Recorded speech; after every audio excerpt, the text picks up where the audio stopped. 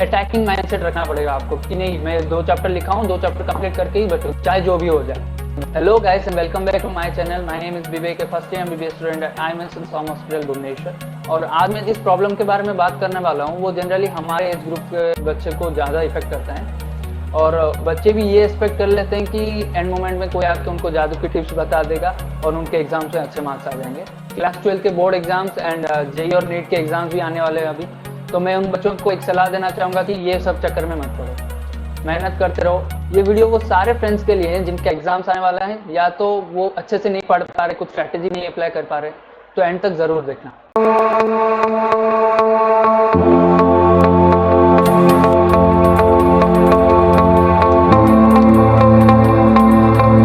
आप अगर YouTube में खाली सर्च करेंगे कि how to study effectively, then हज़ारों वीडियोस आ जाएंगे और उन वीडियोस में बस इतना बताते होंगे ये टेक्निक अप्लाई कर दो, ये मैंने किया था, ये करने से आप 18 घंटे पढ़ पाओगे दिन में। तो मैं आपको बता दूं ये कुछ नहीं चलने वाला है इधर। अगर आप सच में पढ़ना चाहते हो तो no one can stop you from that. And generally बच्चों का ये माइंडसेट होता है कि साल भर कुछ नहीं करना है और एंड मोमेंट में यूट्यूब में आके सर्च करना है कि how to read things in 2 hours, how to remember things in 2 hours and how we can get good marks 1 week before the exams. तो मैं इस वीडियो में आपको ये नहीं बोलूँगा कि मेरा ये टेक्निक था, आप ये टेक्निक फॉलो कर लो तो आपको 100% सक्सेस मिल जाएगा एंड ब्ला ब्ला, पर मैं आपको एक राइट पाथ बता सकता हूँ जो कि आपके फ्यूचर में बहुत हेल्प करेगा। And it's completely up to you. अगर आपके पास अच्छा कुछ स्ट्रैटेजी है आप वो यूटिलाइज कर सके हो। अगर आपके पास कुछ अच्छा स्ट्रैटेजी नहीं है कि पढ़ नहीं पा रहे अच्छे से, कुछ प्रॉब्लम चल रहे हैं, तो आप ये फॉलो कर सकते हो। तो इफेक्टिवली पढ़ने के लिए बस आपको 4 और 5 चीज़ों का ध्यान रखना है। पहले तो आप जब भी पढ़ने के लिए जा रहे हो तो एक ब्रीफ आइडिया होना चाहिए कि हाँ मैं ये पढ़ने वाला हूँ। तो उसके लिए आपको एक टू डू लिस्ट कर देना होगा पहले से। टू डू लिस्ट में क्या लिखना है, आपको जो जो चैप्टर्स आज कंप्लीट करने हैं। सपोज आप डे 1 से शुरू कर रहे हो तो डे 1 का क्या क्या करना है, आपको क्या क्या कौन से चैप्टर्स पढ़ने हैं। तो ये करने से क्या होगा ना, आपको एक आइडिया रहेगा कि हाँ मुझे ये कंप्लीट करना है। और जो भी लिख रहे हो वो पूरा स्ट्रिक्ट होना चाहिए। मतलब ऐसा नहीं कि पूरा 5-6 चैप्टर्स लिख दिए। मतलब आपका कैपेसिटी अगर दिन में 2 चैप्टर्स का है तो आप 2 चैप्टर्स ही लिखिए।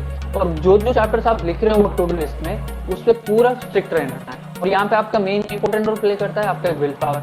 अगर विल पावर स्ट्रॉन्ग नहीं हुआ तो कुछ नहीं होने वाला। जितना भी टू डू लिस्ट बना दो, जितना भी माइंडसेट कर लो, जितना भी मोटिवेशन वीडियो देखो, कुछ नहीं होने वाला।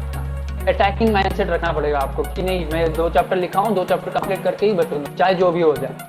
और जब भी आप पढ़ने के लिए बैठ रहे हो तो मोबाइल को अपना साइलेंट मोड, या तो अगर आप चाहते हो तो स्विच ऑफ भी कर सकते हो, क्योंकि एक नोटिफिकेशन आपका पूरा टाइम टेबल बिगाड़ सकता है। एंड जब भी आप पढ़ रहे हो तो साइमल्टेनियसली अपना ओन नोट्स भी बनाना चाहिए, क्योंकि नोट्स ये जो आपको एग्जाम टाइम में हेल्प करेगा। बच्चे अक्सर ये भूल कर देते हैं कि हाँ बुक्स पढ़ लिए, बुक्स को हाईलाइट कर लिया, पूरा रंगीन कर दिया किताब को, लेकिन नोट्स नहीं बना रहे। और जब एग्जाम के टाइम आता है रिवाइज नहीं कर पाते अच्छे से एंड मार्क्स खराब हो जाता है।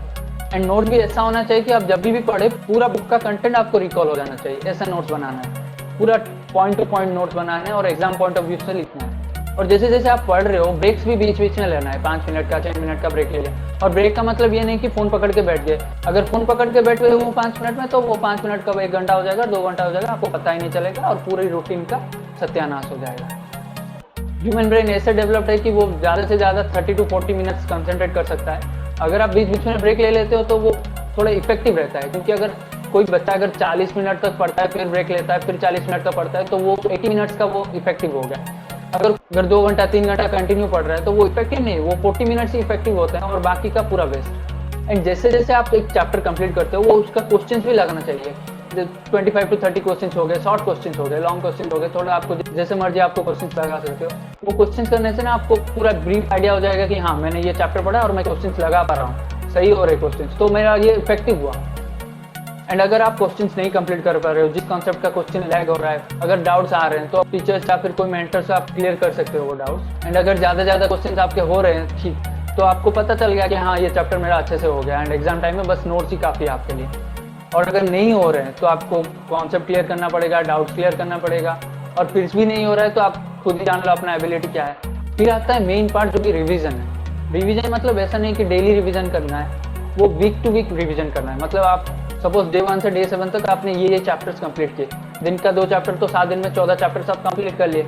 तो वो 14 चैप्टर्स का जो आपका हैंडमेड नोट्स होगा आपका, वीकेंड में वो रिवीजन कर सकते, बस एक रीडिंग मार देना, बस इतना नहीं कि पूरा बैठ के पढ़ना है, वो एक रीडिंग मार देना। और जैसे जैसे आपको वो यूज टू हो जाएगा ना, उस रिवीजन पीरियड में भी आप नया चैप्टर्स पढ़ पाओगे। और एक चीज़ रहेगा कि वो ज़्यादातर बच्चे सफ़र करते हैं और बच्चे पढ़ते हैं, पूरा रूटीन फॉलो करते हैं, फिर भी मार्क्स अच्छे नहीं देते। वो मेन रीजन है स्लीप वेक साइकिल। हमारे जनरेशन के बच्चों को स्लीप वेक साइकिल पूरा खराब है। मिनिमम 7 to 8 आवर्स स्लीप चाहिए हमारे बॉडी को, क्योंकि अगर हम ब्रेन को रेस्ट नहीं देंगे ना तो वो प्रोडक्टिव नहीं हो पाएगा।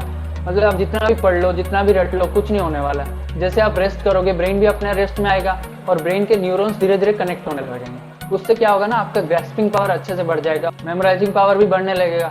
तो उससे क्या होगा ना, वो एग्जाम टाइम में आपको बहुत हेल्प करेगा। So I think I told the effective way and speaking again, it's completely up to you.